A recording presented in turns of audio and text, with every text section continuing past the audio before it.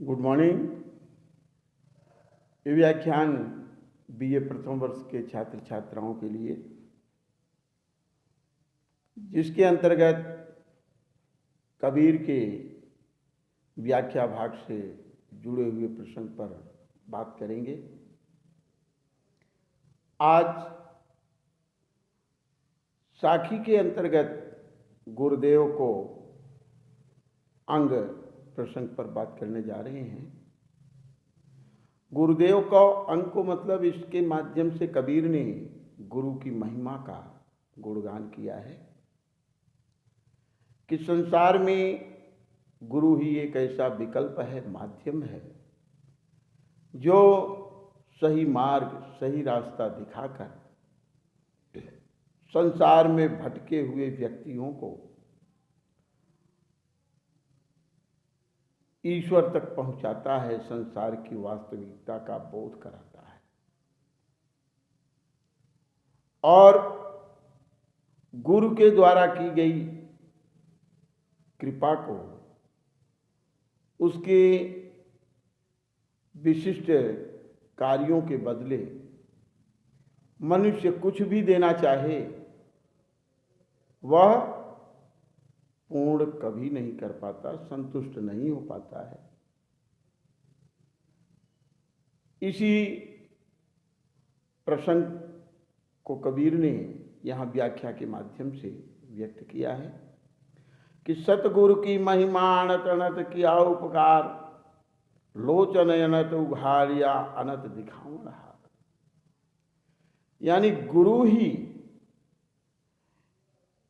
एक ऐसा विकल्प है जो अनंत ज्ञान के प्रकाश को संपूर्ण शरीर के अंदर फैला देता है और प्रज्ञा चक्षु को खोल देता है, दिव्य दृष्टि को खोल देता है, जिसके माध्यम से व्यक्ति संसार की वास्तविकता से परिचित होकर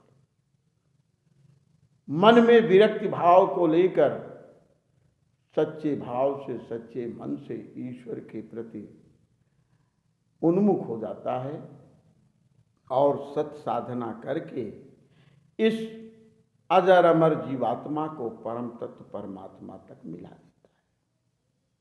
कबीर कहते सदगुरु की महिमा अनंत, मेरे सच्चे गुरु की महिमा अनंत है, जिसका वर्णन करना असंभव है। अनंत किया उपकार और मेरे सच्चे गुरु ने मेरे ऊपर अनंत किया, असंख्य महान उपकार किए हैं, जिसकी तुलना किसी से नहीं की जा सकती। लोचन अनंत उघारिया और मेरे सच्चे गुरु ने असंख्य दिव्य नेत्रों को खोला है, ब्रह्म तत्व से साक्षात्कार कराया है, अनंत दिखावण हार, और असंख्य लोगों को उन्होंने अपने ज्ञान के प्रभाव से परम ब्रह्म के दर्शन कराए हैं। ईश्वरीय दृष्टि प्रदान कर अनंत दिखावण हार, अनंत असंख्य लोगों को ईश्वर से साक्षात्कार कराया है, मिलाया है, दर्शन कराया है।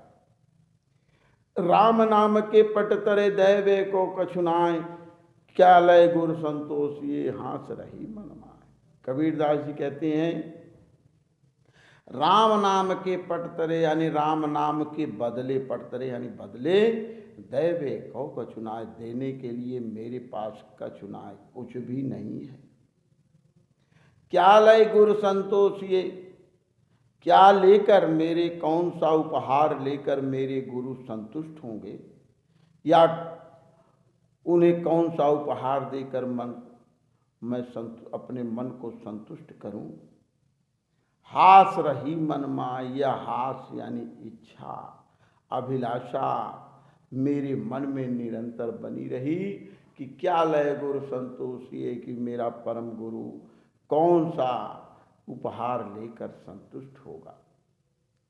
सतगुरु साचा सूर्यवा सबज बाह्या एक, लागत ही मैं मिल गया पड़ा कलेजे छे। कबीरदास जी कहते सतगुरु साचा सूर्य, मेरा सच्चा गुरु ही परम वीर है, योद्धा है। शब्द जुबाया एक, जो उसने एक शब्द रूपी बाण को चलाया पाए।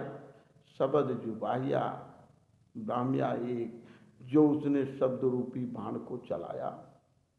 लागत ही मैं मिल गया, शब्द रूपी बाण शिष्य के हृदय में लगते ही वह संपूर्ण शरीर को ज्ञान युक्त कर दिया। पड़ा कलेजे छे, जो कलेजे यानी शरीर के अंदर व्याप्त होकर उस प्रेम के प्रवाह को, प्रभाव को पूरे शरीर में घोल दिया और प्रेम उस ज्ञान प्रभाव से मेरे ज्ञान नेत्र खुल गए। माया दीपक नर पतंग, भ्रम भ्रम युवय पड़न, कहे कबीर गुरु ज्ञान थे एक आधव बरन। कबीरदास जी कहते हैं माया तो दीपक की भांति है और मनुष्य पतंगे की भांति। भ्रम भ्रम युवय पड़न, भ्रम पुनरुक्ति प्रकाश अलंकार है।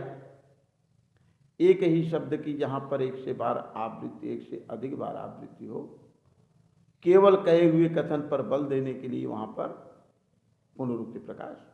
माया दीपक नर पतंग, यहां पर कबीर ने रूपक प्रस्तुत किया है कि माया रूपी दीपक पर मनुष्य रूपी पतंगा ज्ञान के अभाव में भ्रम भ्रम युवय पड़न, बार बार इसी संसार रूपी दीपक के लौ में जलता रहता है। माया रूपी दीपक के लौ में जलता रहता है।